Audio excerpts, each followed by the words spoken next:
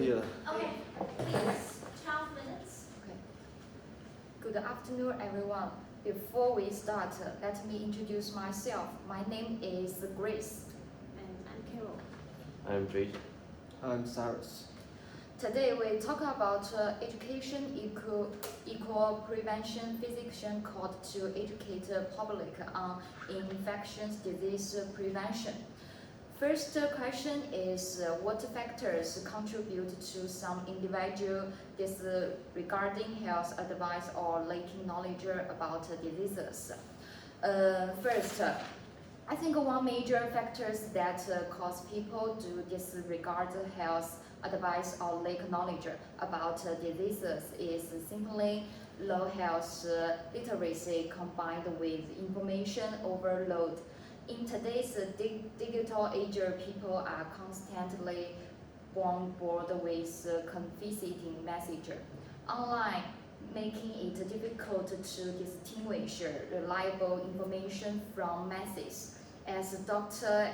Animalu points out in the article, lack of knowledge is still the root cause of many preventable deaths when scientific advice is presented in complicated medical language. Ordinary people may feel it is irrelevant to their daily lives and simply ignore it. In a fast-paced city like Hong Kong, where many residents work long hours, people often prioritize immediate concerns over long-term health prevention. So the new HIV infections among young aged 15 to 24 age remain devastatingly high, proving that information does not automatically reach vulnerable groups. What about you? Do you think, guys? I agree with Grace, and building on that, cultural belief and stigma also play a significant role. Some individuals may believe that certain diseases are a form of personal failure or moral weakness, so they avoid seeking information or following advice out of shame. Others may place greater trust in traditional remedies or personal experience than in professional medical guidance.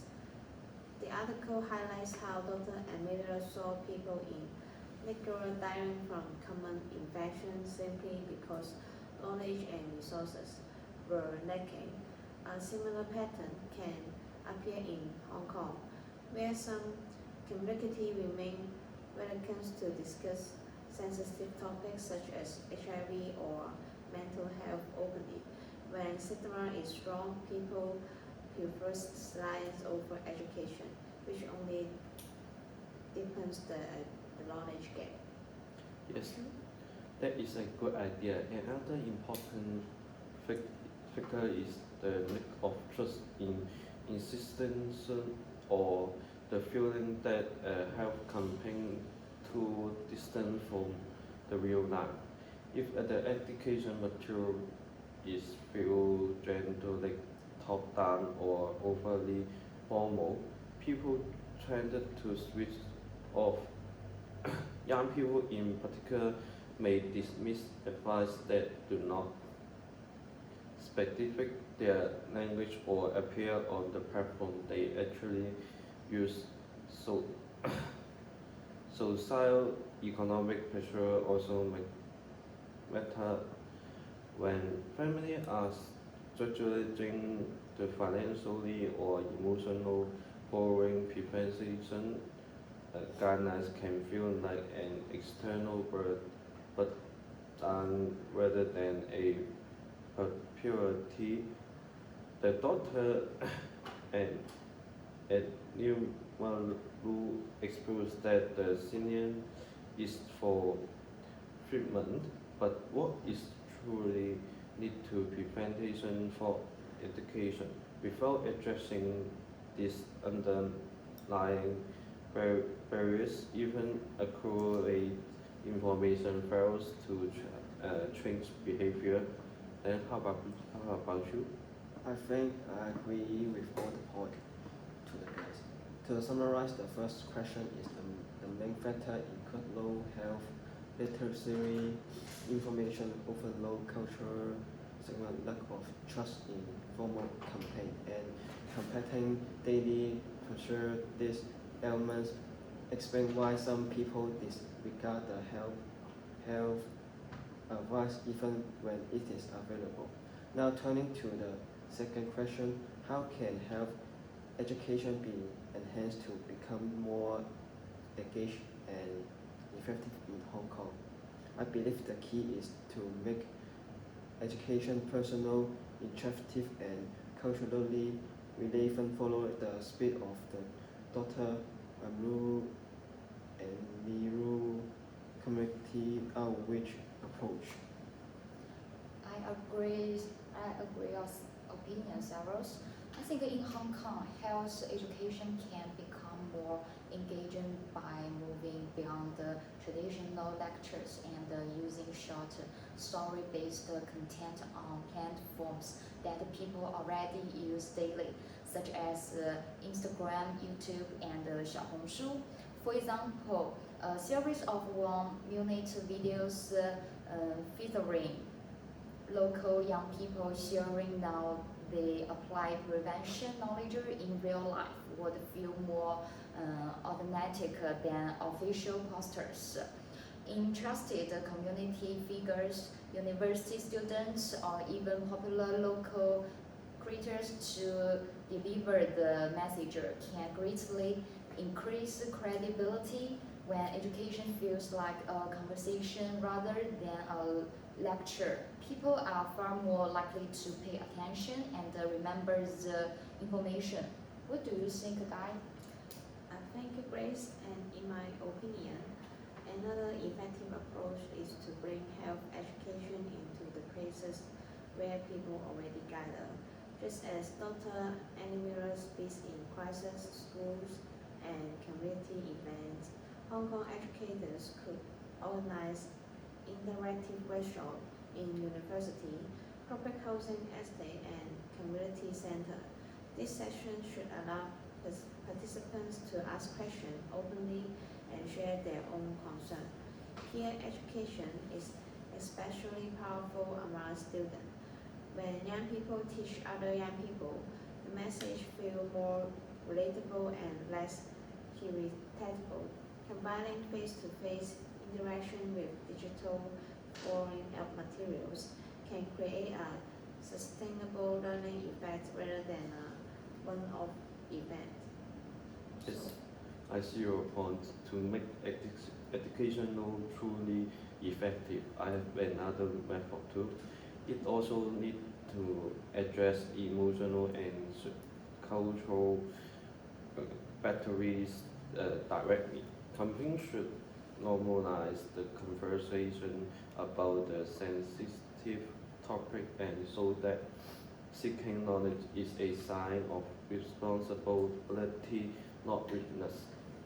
Using local Cantonese language really Hong Kong case example and diverse face in the material help people to see how to build up their educational. Just a simple cases in Hong Kong terrorism. Then they have a song for us to learn how to protect our to improve our knowledge about the how to prevent the disease. And in the article, they have a case sample too, and there are a YouTube channel called Medical Classes 901 with the Dr. Chi to with a daughter to the niece to do just educate further on antibiotics. Then in these cases, the local people can learn how can learn the common repair to infections or others infectious disease. to this program, I think this method is effective to the local people to have more participation for the prevent and education. Then how about you? I think I totally agree with you all guys. I think the government can hold a talk speech to make sure people can know the health knowledge, and also can organize the pop-up store to the street, and can promote the health to such as to promote the donate the blood.